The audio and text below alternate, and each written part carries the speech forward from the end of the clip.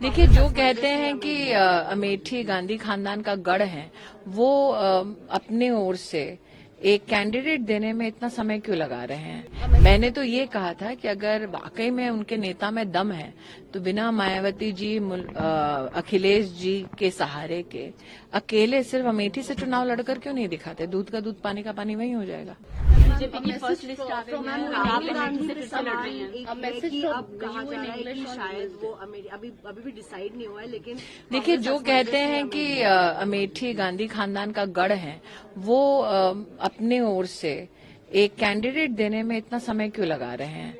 तो उनका lack of confidence ही आपको बताता है कि अमेठी अब कांग्रेस बैस्टियन नहीं रही है।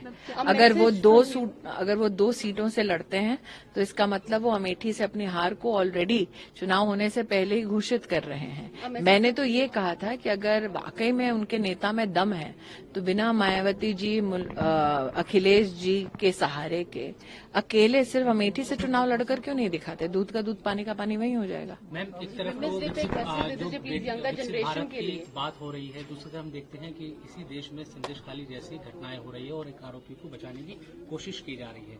कैसे इन चीजों को आप देखते हैं? मैं इतना कहूंगी कि नारी संरक्षण, नारी उत्थान और नारी के नेतृत्व में राष्ट्र का विकास नरेंद्र मोदी जी का ध्येय है।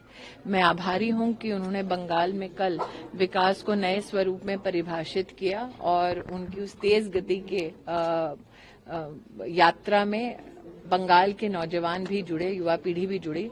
उन्होंने विशेष समय बंगाल की मातृशक्ति के लिए दिया। एक तरफ नरेंद्र मोदी मातृशक्ति के बलबूते पर राष्ट्र के विकास की बात करते हैं, दूसरी ओर ये अपने आप में बहुत ही शर्मनाक विषय है कि बंगाल के मुख्यमंत्री के संरक्षण में लोग महिलाओं को उनकी उम्र, उनके धर्म के आधार पर चिन्हित करके शोषण करते हैं। तो मैं तो विशेष रूप से आभार व्यक्त करूंगी कि हमारे जो जस्टिस सिस्टम है उसने विशेष ये ठानी है कि ऐसे व्यक्ति को इंसाफ तक पहुंचाया जाए और जो प्रताड़ित महिलाएं हैं उनको इंसाफ मिले। Message from you for the younger generation on women's day. I think every day is Women's Day. Why should only one day be allotted to us?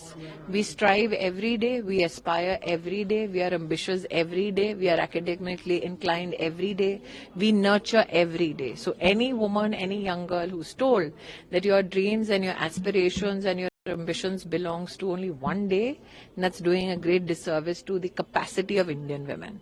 So every day is Women's Day, so be empowered and help others reach their goals every day. Thank you.